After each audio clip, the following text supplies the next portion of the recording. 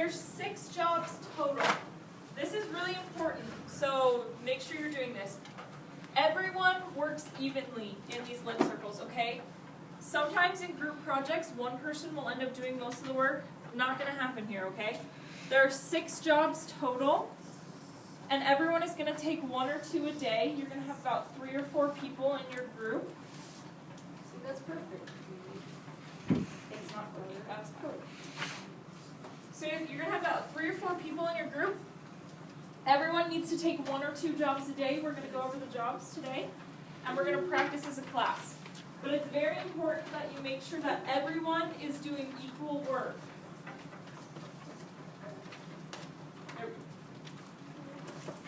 Okay, job number 1 is the summarizing stormtrooper. So if you flip over your packet, you'll see you have squares.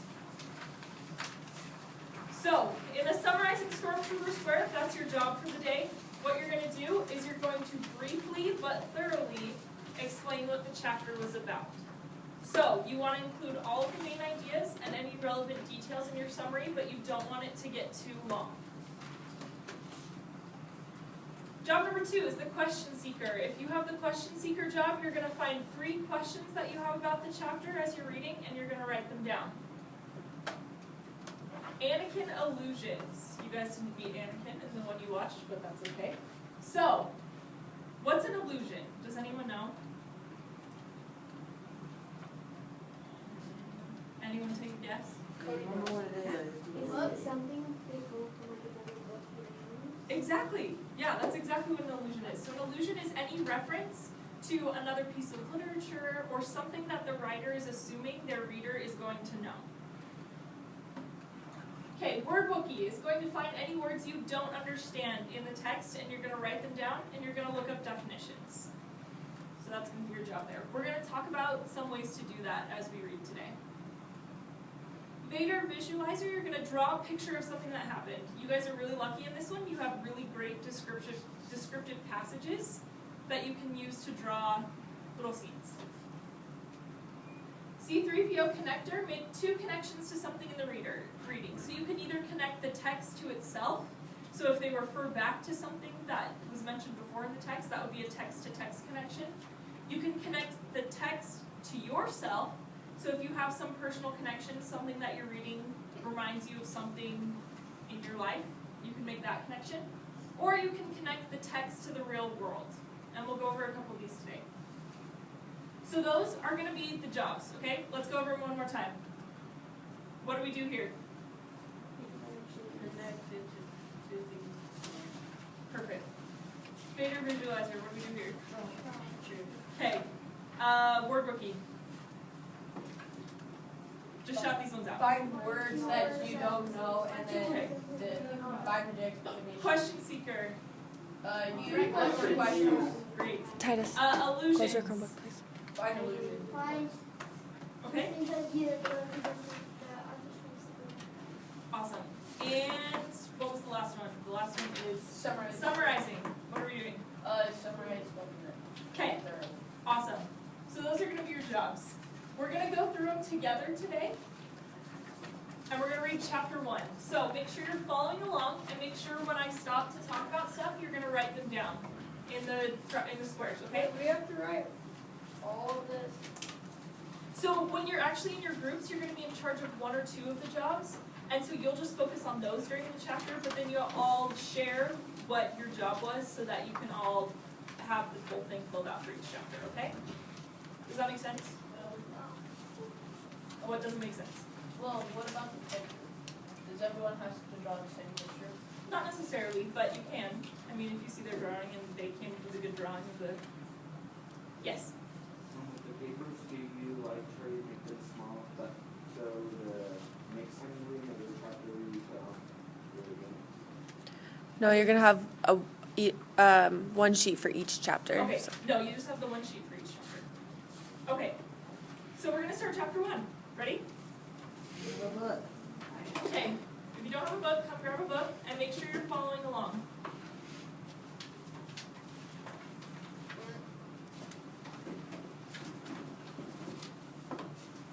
Okay, chapter 1, The Boy Who Lived. Mr. and Mrs. Dursley of number 4 Privet Drive were proud to say that they were perfectly normal, thank you very much. They were the last people you'd expect to be involved in anything strange or mysterious because they just didn't hold with such nonsense. Mr. Dursley was the director of a firm called Grunnings, which made drills. He was a big, beefy man with hardly any neck, although he did have a very large mustache. Mrs. Dursley was thin and blonde and had nearly twice the usual amount of neck, which came in very useful as she spent so much of her time craning over garden fences, spying on the neighbors. The Dursleys had a small son called Dudley, and in their opinion, there was no finer boy everywhere. Okay, we're going to pause for just a second. Paragraphs like this are going to be really good things to look at when you're doing the visualizer, because there's a lot of good description here that you can use to draw a picture. So those are going to be ones you want to look for that. The Dursleys had everything they wanted, but they also had a secret, and their greatest fear was that someone would discover it. They didn't think they could bear it if anyone found out about the Potters. Mrs. Potter was Mrs. Dursley's sister, but they hadn't met for several years. In fact, Mrs. Dursley pretended she didn't have a sister, because her sister and her good-for-nothing husband were as un-Dursleyish as it was possible to be. The Dursleys shuddered to think what the neighbors would say if the Potters arrived in their street. The Dursleys knew that the Potters had a small son too, but they had never even seen him. This boy was another good reason for keeping the Potters away. They didn't want Dudley mixing with a child like that. When Mr. and Mrs. Dursley woke up on the dull, gray Tuesday our story starts, there was nothing about the cloudy gray sky outside to suggest that strange and mysterious things would soon be happening all over the country. Mr. Dursley hummed as he picked out his most boring tie for work, and Mrs. Dursley gossiped away happily as she wrestled a screaming Dudley into his high chair. None of them noticed a large, tawny owl flutter past the window. Okay, we're going to pause again. Tawny, does anyone know what that one means? What that word means? Yeah? With their triads. Tawny. Oh, Tawny is a kind of color. It's kind of coloring. So that could be one you could use for word wiki, right? So you would write that down, and then you would look up what that means. We're going to come up with a couple more of those in the next paragraph, too.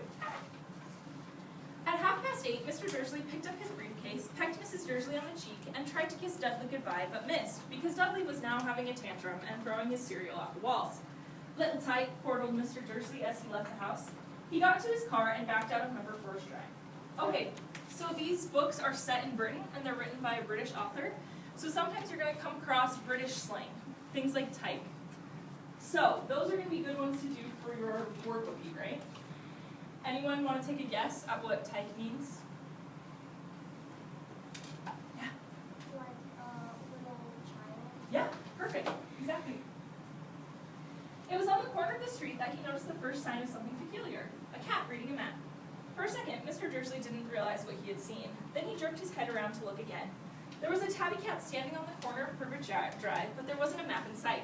What could he have been thinking of? It must have been a trick of the light. Mr. Dursley blinked and stared at the cat. It stared back.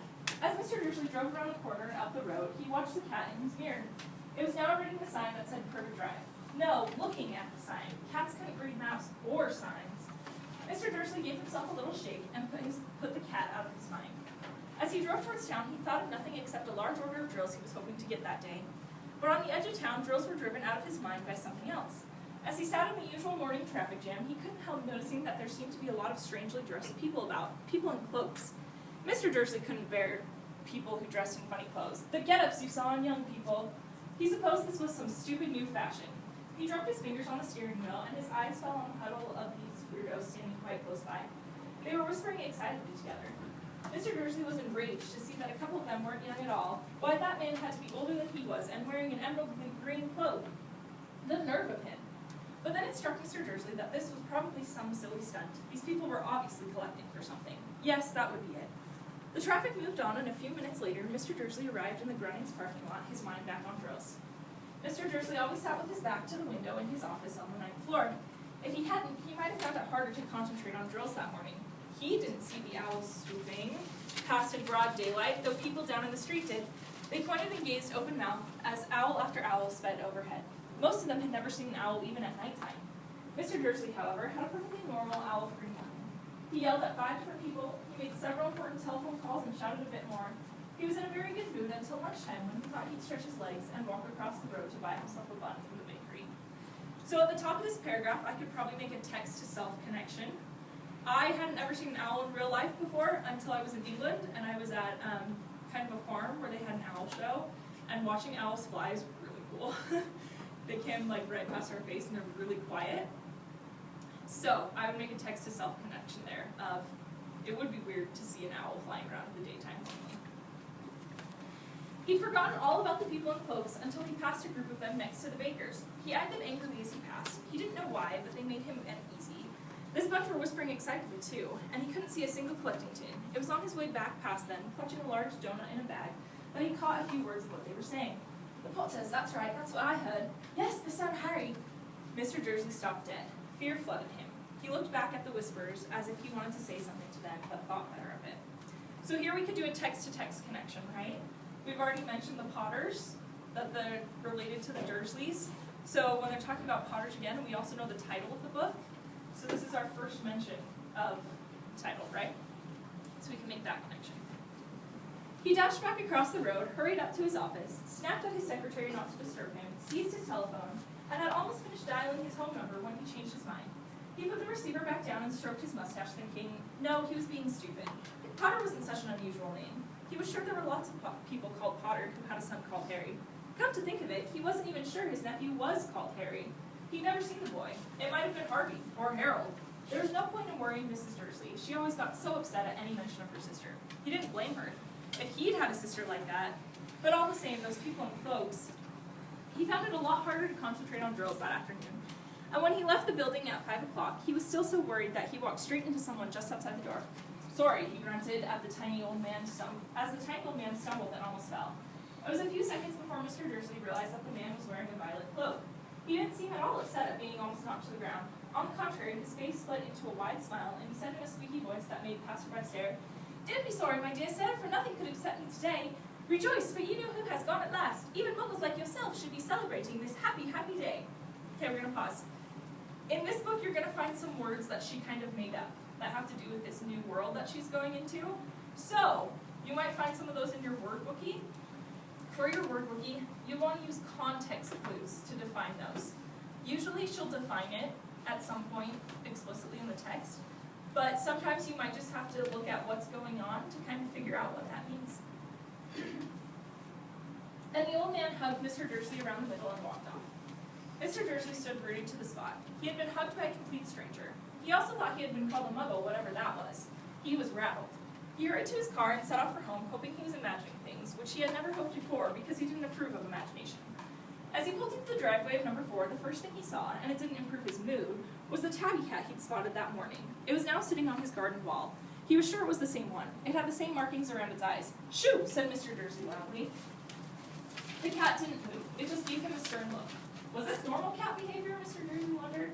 Trying to pull himself together, he let himself into the house. He was still determined not to mention anything to his wife. Mrs. Dursley had had a nice, normal day. She told him over dinner about all about Mrs. Nextdoor's problem with her daughter and how Dudley had learned a new word, won't. Mr. Dursley tried to act normally. When Dudley had been put to bed, he went into the living room in time to catch the last report on the evening news. And finally, bird watchers everywhere have reported that the nation's owls have been behaving very unusually today. Although owls normally hunt at night and are hardly ever seen in daylight, there have been hundreds of sightings of these birds flying in every direction since sunrise. Experts are unable to explain why the owls have suddenly changed their sleeping pattern. The newscaster allowed himself a grin. Most mysterious. And now, over to Jim McGuffin for the weather. Going to be any more showers of owls tonight, Jim? Well, Ted, said the weatherman, I don't know about that, but it's not the only owls that have been acting oddly today. Viewers as far apart as Kent, Yorkshire, and Dundee have been phoning in to tell me that instead of the rain I promised yesterday, they've had a downpouring of shooting stars. Perhaps people have been celebrating bonfire night early. It's not until next week, folks, but I can promise a wet night tonight. Okay, so this is going to be an illusion here. Bonfire night is kind of a holiday in Britain. It's on November 5th, so that kind of gives us what time of the year it's at that this is happening. And it's on November 5th, and it's kind of celebrating this assassination plot that was stopped in Britain. So they have a bunch of fireworks, and they have a bunch of bonfires around, and they all kind of celebrate all night. Mr. Dursley sat frozen in his armchair. Shooting stars all over Britain, owls flying by daylight, mysterious people in cloaks all over the place, and a whisper about the Potters. Mrs. Dursley came into the living room carrying 2 cups of tea. It was no good. He'd have to say something to her. He cleared his throat nervously. Petunia, dear, you haven't heard from your sister lately, have you? As he had expected, Mrs. Dursley looked shocked and angry. After all, they normally pretended she didn't have a sister. No, she said sharply. Why?